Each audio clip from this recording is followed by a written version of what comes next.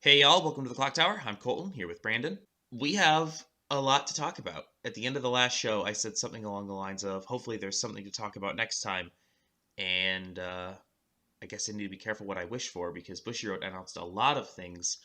And obviously, the headline today is that they announced prizes for Springfest. Well, that is a very important thing, but Wait, is that not it? there's one more thing we want to hit first. But that's not the most important thing? That is correct. Oh, okay. I guess we have to talk about the ban list. Ban list comes first. Okay, let's talk about the ban list. Oh boy, the day that we all kind of suspected might be coming, but I don't think expected to happen like when it did, if that makes sense. Like the announcement definitely caught me off guard. We had almost a year of heads up before this could potentially happen, right? We got the announcement before Data Live's release that, hey, we're going to pay attention to this release and make necessary adjustments as we see it. We went through Springfest Online, and then we went through Rumble Online, with Data Live very heavily represented and doing very well to convert into top 8. So, that being said, let's look at the list. For Data Live, there are 2 sets of restrictions. 1, the level 3 finisher is limited to 2 copies. And 2, 3 of the key pieces in the standby Scry engine are all choice restricted, meaning you have to choose one of the 3 to play in your deck, either the Toka Brainstormer, the back row Scry Toka, or the 1/1 Field Swap Yoshino. For Kaguya, also has a choice restriction. You could choose one of either the level 0 Ricky, the level 0 Clean Cut Runner, or the level 0 Drop Searcher that has the synergy with the rest of the deck. So, immediate reactions to this. I think that Dal is basically dead. I think that restricting all of these things and basically not letting Dal use either its full top end or the mid-game Scry engine that it uses to deny damage basically makes it no better than just another 8 standby deck. Dal has become vanilla 8 standby. It's fine. It's playable, but it's not that good anymore. If you want to play 8 standby, you're not playing Dal. And for Kaguya's part, it doesn't hurt quite as much, but it's still pretty significant. Kaguya tries to get a lot of field plussing, tries to develop advantage at 0, and basically not being able to use its Clean Cut Runner, not being able to use its Ricky to get itself into level 1 when it's in a standby matchup, that really hurts Kaguya's early game. What's your take, Brandon? What do you see here? My immediate reactions are definitely watching these 2 decks come down out of that kind of S tier range, right? Or the top tier, 0 tier, however you rate your tier lists. These 2 decks were nearly on top of just about everybody's list. With this restriction list coming in, those, I think, do drop significantly enough that these are no longer the decks to beat, if that makes sense. Yeah, no, 100%. This definitely shakes up the meta, which, if that's what Bushiroad was going for, they definitely succeeded. It makes this really interesting because Data Live kind of was the gatekeeping deck, right? It was, how can your deck compare to Data Live? Can your deck beat Data Live at its own game? Can it slow down Data Live's game? Can it play into that in those power thresholds, right? Because those power thresholds were one of the important things. With the limiting of it, you're reducing Dal's efficiency to get that same level of power across the field. So it begs the question then, what power thresholds are you searching for? What becomes that next deck to beat? I think the answer to that is pretty clear. It's going to be Mushoku Tensei. And I think that's as good of a segue as any into why this is bad. Because it's bad. Ban lists in general are bad, and a ban list in this specific meta is bad. Ban lists are bad in general for the reasons that I think are pretty obvious. People purchase these cards, and now they're not allowed to play them. It creates a new cycle where, because something got banned, something else is going to become good. and then that thing is going to have to get banned, which means that the next release is going to have to be good in the same way that it happens in so many other card games. That's something that Weiss in English has been able to avoid. It can't avoid that now. Basically, Bushiroad is doing the thing that like a MOBA will do, where they release a new character or a new item that is insanely powerful and everyone has to buy it. And then after everyone's bought it, they nerf it so that it's not broken anymore, so that they'll buy the next thing. This feels like a ploy, and it feels like we're being had, so that Bushiroad can sell more product, because they're going to ramp this up. And in the next couple of years, I think we'll see a restriction list that looks a whole lot more like JP, because now Bushiroad has an incentive to ban cards. They'll leave stuff broken for 9 months to a year, and then they'll come in and nerf it so that the next set sells. In this specific meta, this ban list was unnecessary. Data Live has dominated the last couple events. 100% it has. However, the week of this restriction, Mushoku Tensei came out. And Mushoku Tensei basically is one of these Dal clones. And it can stack up with Dal quite nicely. We already had Slime 2 that can hang with Dal. And Kaguya actually beat Dal more often than it didn't at Rumble. Data Live's days as the unquestioned #1 deck in the meta were about to come to an end. This problem was going to solve itself the way that the problem should solve itself, which is you print good cards to balance the meta. But what's going to happen now is because Dal is gone and because Kaguya has been nerfed, Mushoku Tensei is going to run rampant. If Dal and Kaguya were allowed to be played at full strength, we would have a balanced meta of at least 4 decks, if not more, competing at the top of the meta. But now we have 1, maybe 2. And next year, because people are going to be mad at Mushoku Tensei the same way they were rightfully mad about Dal, I was mad about Dal. Dal shouldn't have been printed, but it was. And once it was, Bushiroad had to respond by printing something to counter it, to make it balanced so that more than one good deck was around in the meta. They decided to do that, but then after doing it, they ban the thing that can beat the new thing. So with Data Live and Kaguya, the top 2 decks in the meta, basically out of the top tier now. How playable will they be? I don't think very, personally. If you're going to play 8 standby, just play Mushoku Tensei because it's way better than current Dal now. And Kaguya lost so much of its level 0 game that, I don't know if it's going to be able to keep pace. So, if you're playing meta, you're playing Tensei now. You also have Hololive coming out, too. And we do have Hololive coming out, which also has enough of a toolbox that at least it can hang. It'll be present just because it has all these profiles. But yeah, no, this restriction list is just going to get longer. They're trying to quell power creep. It may, long-term, keep power creep from happening, but in the short term, it's going to create a big gap between what is powerful and what is not. You could have had a meta with 4, maybe 5 with Hololive, top-tier playable sets. And now we have 1.5. Depending on, maybe Hololive can hang, but there are fewer things for it to beat on its way now. Now it just has to match up straight up with Tensei instead of being able to match up with Data Live and Kaguya, right, and get wins outside of its Tensei matchup. Now it has to match up directly with Mushoku Tensei. Same with Slime 2. You just narrowed the top when you did this, Bushiroad. And it forces everyone to buy their Mushoku Tensei playsets now. They're going to have to open Mushoku Tensei product. Which ultimately I think is what Bushiroad wanted anyway. So yeah, no, a meta that was about to be balanced has now become grossly unbalanced again after a year and a half of watching Dal just roll. After it seemed as though they had solved that problem, they have now unsolved it. And they also hit Kaguya, which is just silly considering Kaguya hasn't won anything. It's good, but just because something's good, it needs to get hit? It's insanity. I think the biggest thing was that there wasn't any explanation as to why certain things got hit. It was just all of a sudden, here it is, have fun, which having some kind of explanation as to why would be fantastic.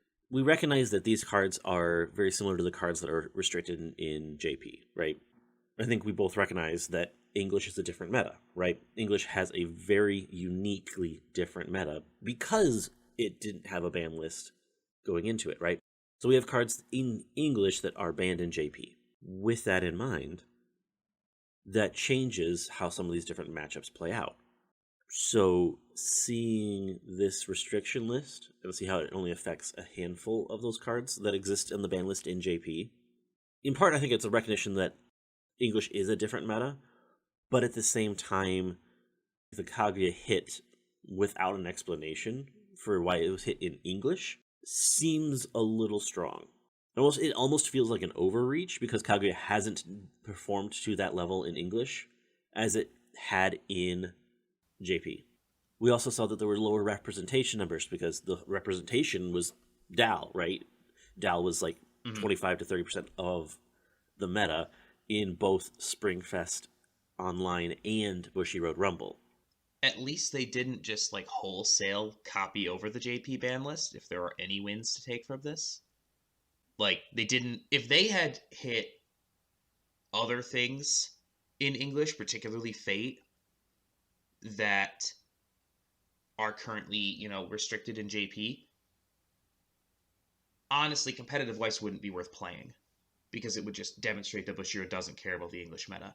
This is not a great sign.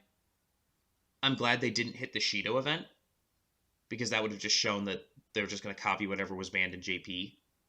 So they at least put a little bit of thought into it. I don't know who it was in that room that said, please don't do that. This is not a good sign of things to come. Aside from not printing obscenely broken things in the first place, which is the true solution to all of this, the better solution than a ban list is just printing things to balance the meta and make more than one thing S tier, as it were. I think that's one of the things that we have flavor. Flavor being one of the big things that help drive how decks play can be used to grow horizontally. So you have multiple decks at the same kind of power creep level doing different things to be able to get to that same solution, right? It's kind of like how there's multiple ways to win a game in other TCGs, right? Whereas Weiss is very specifically, you get to level 4, you have opportunities and ways to move around it. And there was a moment when we had that. The invitationals. Pre-DAO, yeah. I think we had 7 different lists, 7 different decks in the top 8. It was excellent. It was such a joy, honestly, because there was so much variety. You could do so many different things. There were so many competitive decks at that time, and then DAL came in and just nuked the whole meta. And now, after a year of DAL dominance, we're looking at another set coming in that's just as powerful with no DAL to help deal with it. So we're just going to get a year of Mushoku Tensei being dominant. And then in another year, we're going to get a year of either Kaguya 2 or DAL 2 being dominant. Are we just going to keep having this one set meta for the rest of time so Bushiroad can keep pushing product? Not looking forward to that. So all that being said, this is the world we live in now. So let's look ahead to Springfest. We have some more information. We had talked last time about how we thought there might be some cities added. And they've added a couple, but not many. So I don't think they're going to add as many as maybe we thought. They have added venues to most of the cities, which is good. So we know, where exactly the events will be taking place. They have also made it pretty clear that in order to participate, at least in any of the North America events, you need to have proof of vaccination as part of your registration. So make sure that you have that done when you register. I don't know how strictly they're going to enforce that. I don't know how much of that is based on local whatever. Their restriction guidelines are the same, it looks like, for every city. If you click on, COVID restrictions for a tournament, it'll just direct you to the document for every North American event. However, when you pre-register, because you have to pre-register for Springfest this year through the links online that open up a few weeks before the event itself. When you do that and go through the registration page, currently that pre-registration page does require you to submit your vaccine card or some form of it to be able to apparently verify it. So just note that currently that kind of vaccine mandate for Weiss does currently exist. Yeah, I'm pretty sure the only registration that's open right now is California, right? Correct. So it's definitely possible that because it's California, they're going to be more strict on that. So, as we get closer to some of these other tournaments, it might become clear that there are, regional differences. But as of right now, plan on making sure that you are up to date with your vaccine. And I think they might even be requiring a booster for certain, like if your second vaccine was a certain amount of time ago. So, like, link in the description to the information on the tournament. Make sure that you have that taken care of so that, there isn't an issue when you go to register or even worse, when you show up to the tournament. Make sure you have everything that you need, because obviously that would be a worst case scenario, is some team not getting to play because of some fine print regarding vaccine cards. So note that the registration period for these events does end before the event itself. So you do need to register before the event. You can't just show up at the event and say, "Oh, I'm here, I want to play," according to the information that we see here. So again, just click the link in the description, read everything about your event, your location. Make sure you have all of your ducks in a row so that when the tournament comes, you don't end up having any issues. A couple other little notes for Springfest. One, there is going to be a 2-week delay between a set's release date and its eligibility to be played. So some sets that actually pushes them all the way out of Springfest, like Camelot, will not be available at any point during Springfest. Hololive will be available for like the back half of it. So make sure that your set that you're planning on playing is actually eligible if you're planning on playing a new set at one of these upcoming tournaments. And finally, something that's actually encouraging, we have promos and prize support announced. So everyone is going to get a double-sided center marker and a deck box featuring Shioko. So everyone gets the grand prize for just showing up, which is pretty awesome. Everybody also will get a copy of a Rent-A-Girlfriend promo and a Mushoku Tensei promo. The Mushoku Tensei promo appears to have a stamp. Top 8 will receive a stamped version of the Rent-A-Girlfriend PR, each player on each team. So remember, this is a trios event, so there will be 3 of these given to each team in the top 8. Top 4 will receive a certificate in addition to their promo. Top 3 will also receive a Chizuru promo from Rent-A-Girlfriend, as well as a medal. And then the winning team, each player will receive a copy of a level 1 Alice from Sword Art Alicization.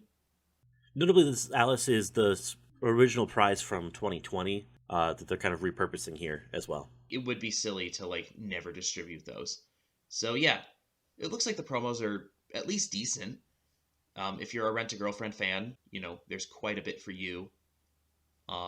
The Alice promo looks really nice. And like I said, everyone is getting the best prize, which is the Shioko deck box. So super generous of Bushiroad to invert the prizes this year. Because that's how that works. It's a good box, Brandon. It's a good box. It is a good box. Yeah, no, these prizes are actually really interesting to see. Surprising to see how many hot stamps there's going to be this year for different levels of prizes. The fact that everybody coming in gets a hot stamped card, I think it's going to be interesting to see. No, I think these are really good prizes for Springfest. Yeah. So before we wrap up, one more order of business. There was a JP stream. We're going to talk about this in the context of what is potentially going to happen in English that was announced for Japanese Weiss.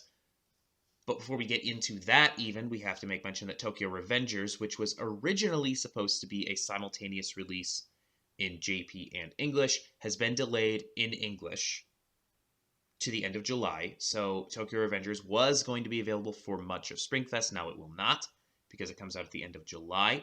and that obviously changes up the release schedule a little bit. But other than that, coming out in JP in the next 6 months or so, we have a release schedule all the way through October. We only have a handful of things that I think are really like pretty clearly destined for English. The premium booster from Hololive makes a lot of sense. Kaguya Season 2, Data Live Season 2, the Quintuplets movie set, all of those seem like pretty decently likely. It doesn't seem likely that we'll be getting our Lord and Savior Lightning McQueen. The Pixar cards, yeah, probably not. I agree.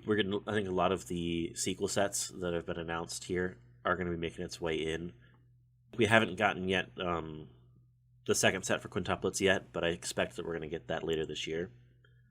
I think that's pretty highly at this point, considering how well Quintuplets seem to perform earlier in the year. And how well it sold. Like, people like Quintuplets.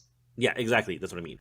I would love to see more sets like this, and I think we're getting one in Hololive, where there's more than one really playable deck. I think that's neat. It's also going to be interesting because we're going to be, once Hololive comes out, there's essentially like about a month break between releases because of the delay for Tokyo Revengers. Yeah, we're looking at a full month and a half between Hololive at the end of April and Camelot in the middle of June. So during the biggest chunk of Springfest, there won't be any new releases, which I think is interesting. The back half of Springfest is going to be pretty much the same in terms of what's available. So it'll be interesting to see how that affects things. Going forward, post-July, the only thing that we have announced still is AOT3. We talked about this last time. There's still a bunch of unknown stuff going on between the AOT release, presumably in mid to late August, and the end of the year. There are 4, potentially 5 sets that could be released between mid-August and end of December. Usually there's one per month, but sometimes they speed up that release schedule every 3 weeks.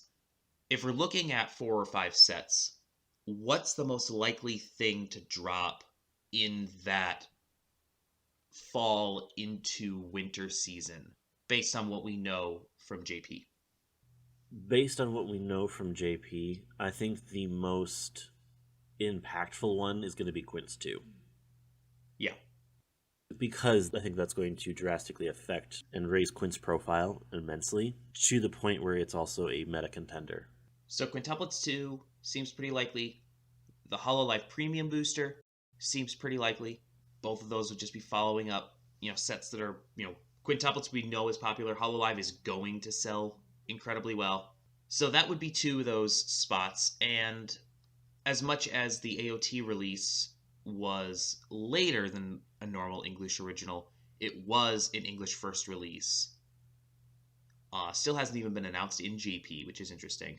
But given that, it seems like Bushiroad is going to still try to release a second English exclusive in 2022, maybe early 2023, depending on, what happens with scheduling and shipping and things like that. But it seems like those 3, the Hololive Premium Booster, Quintuplets 2, and another English original, are probably slated for that final 4 months. That means there's another slot in there. At least 1, maybe 2. Mm-hmm. And I'm hoping that we'll find that information out when they do their next quarterly stream. Which we still don't have a date for. They said they would like to do one every quarter. I'm guessing we're not going to see one until April to kind of like kick off the Springfest stuff. Yeah, that makes sense.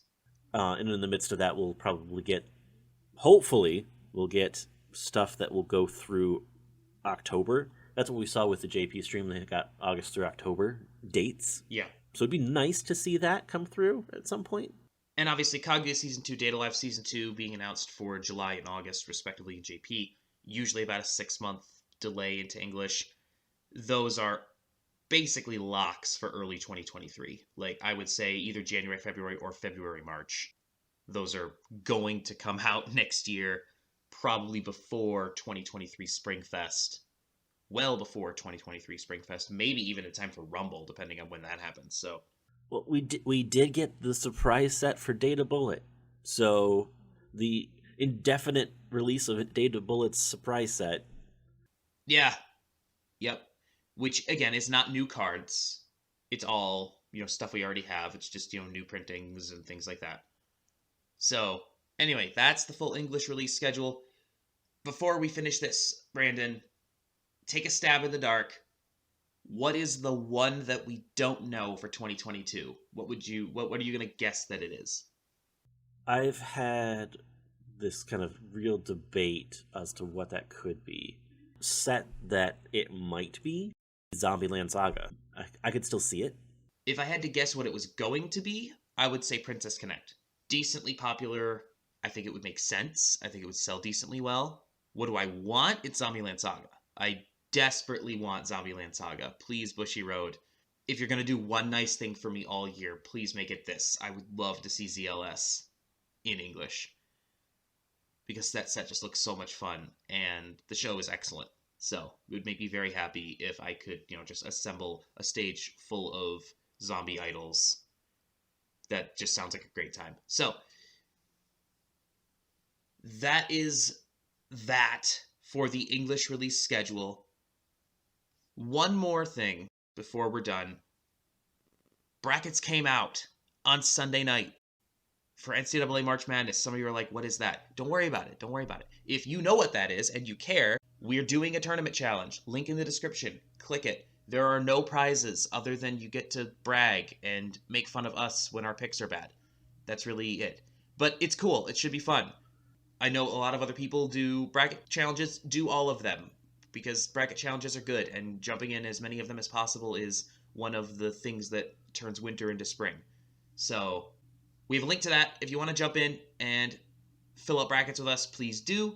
That is all for us. We will be back on Thursday to finish up Rent a Girlfriend's 5 Cards 5 Minutes. Next week, Brandon will have Weiss 101, and we will have more gameplay. In 2 weeks, another Clock Talk, hopefully with better news. Until next time, thank you so much for joining us. Please like, share, comment, and subscribe. And have a good one. We'll see you then.